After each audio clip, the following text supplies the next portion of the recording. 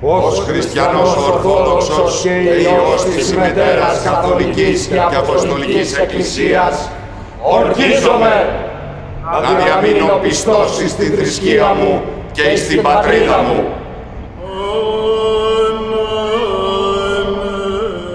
Στον τόπο τον οποίο κατοικούμε, κατοικούσαν οι παλιοί Έλληνες, από τους οποίους και εμείς καταγόμαστε και λάβαμε το όνομα τούτο. Είχαμε διαφορετική θρησκεία, αφού ύστερα ήρθε στον κόσμο ο Χριστός και οι λαοί όλοι πίστεψαν στο Ευαγγέλιό του, όχι με σοφούς, ούτε προκομμένους να τον ακολουθούν, αλλά απλούς ανθρώπους, ορικούς και ψαράδες. Κανένας βασιλιάς και κανένας τύραννος δεν μπόρεσε να τους κάνει τίποτα. Αυτοί εστερέωσαν την πίστη. Στον πρώτο χρόνο της Επαναστάσεως είχαμε μεγάλη ομόνοια και όλοι ετρέχαμε σύμφωνοι. Ο ένας επήγε εις τον πόλεμο, ο αδελφός του έφερνε ξύλα, η γυναίκα του εζήμωνε, το παιδί του εκουβαλούσε ψωμί του στρατόπεδων, και αν αυτή η ομόνοια ευαστούσε ακόμη 2 χρόνους, θέλαμε κυριεύσει και την Θεσσαλία και τη Μακεδονία και ίσως εφτάναμε και έως την Κωνσταντινούπολη. Σκεφτόμασταν, είναι θέλημα Θεού, είναι κοντά μας και μας βοηθάει, γιατί πολεμάμε για την πίστη μας, για την πατρίδα μας. Και όταν ο δίκαιος Θεός μας βοηθάει, ποιος εχθρός μπορεί να μας κάνει καλά? Η ιστορία και το μέλλον της Ελλάδος βασίζονται πάνω σε 3 λέξεις. Θρησκεία, ελευθερία, πατρίδα. Νέοι, πρέπει να φυλάξετε την πίστη σας και να τη στερεώσετε, διότι όταν επιάσαμε τα άρματα είπαμε πρώτα υπέρ πίστεως και μετά υπέρ πατρίδος. Μάχου υπέρ πίστεως και πατρίδος. Είναι καιρός να αποτινάξομεν τούτων των φοβερών ζυγών, να ελευθερώσουμε την πατρίδα, να κρυμνήσομεν από τα νέφη μνήμης Έλληνων, δια να υψώσομεν το σημείο διού πάντοτε νικόμεν. Λέγω των σταυρών.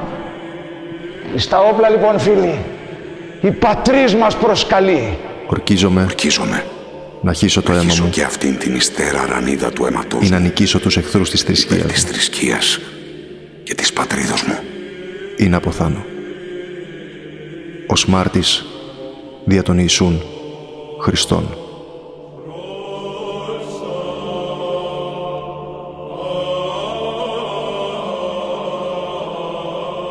Κι όσο αγαπώ την πατρίδα μου, δεν αγαπώ τίποτα άλλο.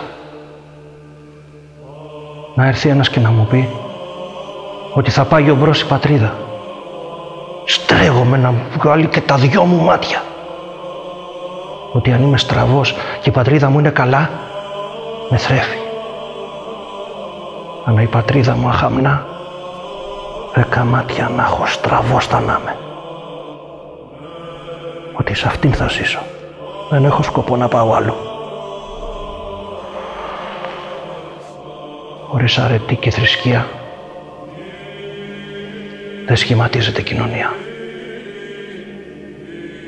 Κι έτσι ως μια βροχή έπεσε σ' όλους μας η επιθυμία της ελευθερίας μας. Και όλοι, και ο κλήρος μας, και οι προεστοί μας, και οι καπεταναίοι, και οι πεπαιδευμένοι, και οι έμποροι, μικροί και μεγάλοι, όλοι συμφωνήσαμε εις αυτό το σκοπό και κάμαμε την Επανάσταση. Ο έφορος Θεός των Ελλήνων εμφύσισε στις ψυχές των εχθρών μας άκραν, δειλίαν και φόβων. Ναι, σαν μια βροχή έπεσε σε όλους μας η επιθυμία της ελευθερίας. Όποιος θέλει να κουμαντάρει τους Έλληνες, πρέπει να βαστάει ένα δισάκι γεμάτο. Εμπρός στο Χριστό, πίσω τους διαόλους. Και στη μέση, το χρυσάφι. Πραγματευτής δεν ήμουνα ποτέ. Η μοίρα μου το θέλησε να γίνω καπετάνιος. Μα δεν θα ήταν σωστό να κάνω πραμάτια το καπετανιλίκι μου για να καζαντήσω. Έχασα το σύζυγό μου. Ευλογητός ο Θεός. Ο πρεσβύτερος Υιός μου έπεσε με τα όπλα αναχήρας. Ευλογητός ο Θεός. Ο δεύτερος Υιός μου, 14ετής ηλικίας, μάχεται μετά των Ελλήνων και ίσως βρει ένδοξον θάνατο. Ευλογητός ο Θεός. Υπό τη σκιάν του σταυρού θα ρεύσει και το δικό μου αίμα. Ευλογητός ο Θεός. Αλλά θα νικήσομε ή θα πάψομε να ζούμε. Θα έχουμε νόμος για παρηγορίαν ότι δεν αφήσαμε όπισθεν ημών δούλους Έλληνες.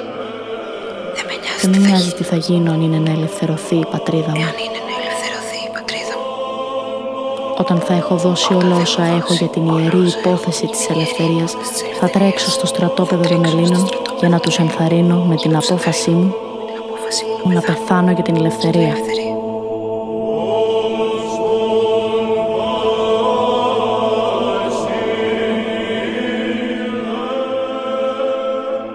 Εμάς μη μας τυράτε πλέον.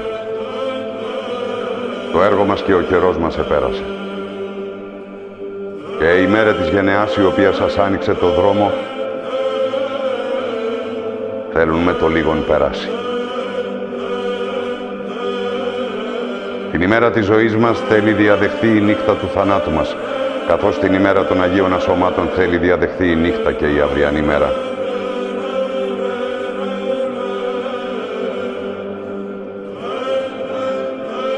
Εις εσάς μένει να εισάσετε και να στολίσετε τον τόπο όπου εμείς ελευθερώσαμε.